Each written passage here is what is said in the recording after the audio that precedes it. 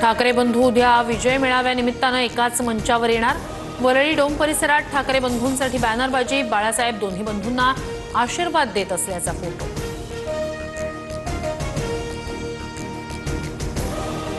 उद्याच्या ठाकरे बंधूंच्या विजयी मेळाव्याला काँग्रेस आणि शरद पवारांच्या राष्ट्रवादीचा पाठिंबा। हर्षवर्धन सपकाळ मंचावर उपस्थित राहणार, तर वैयक्तिक कामामुळे पवार उपस्थित राहणार नसल्याची माहिती।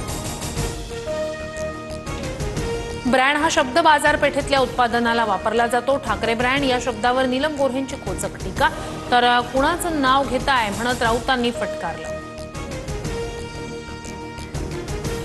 उद्धव ठाकरे बाळासाहेब ठाकरेंचे झाले नाही, तुमचे कसे होणार? रामदास कदमांचा उद्धव ठाकरेंवर हल्लाबोल, राज ठाकरेंनी जपून पुढचा विचार करण्याचा सल्ला। व्यापारी आहात, व्यापार करा, आमचे बाप बनण्याचा प्रयत्न करू नका, संदीप देशपांडेंचं वक्तव्य।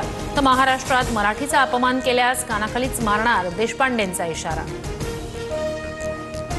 हिम्मत असल्यास गोल टोपीवाल्याला कानाखाली मारा, नितेश राणेंचं मनसेला आव्हान। तर रझा अकादमी विरोधात मोर्चा काढला तेव्हा भाजप गप्प होतं, देशपांडेंचा पलटवार।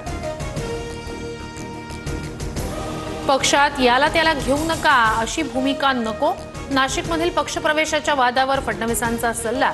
तर दाऊदलाही पक्षात घेण्यासाठी चर्चा सुरू असेल, राऊतांचा टोला।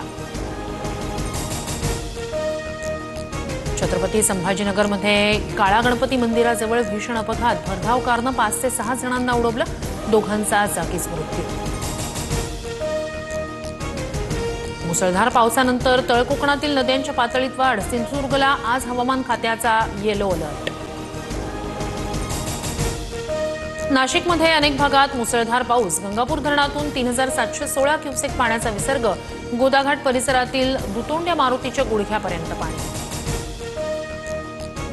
मुंबईतील रेल्वे स्थानकांमधील प्लॅटफॉर्मवर असणाऱ्या स्टॉल्सवर नवे दरपत्रक जाहीर, एका वडापावसाठी ग्राहकांना आता 13 ऐवजी 18 रुपये मोजावे लागणार।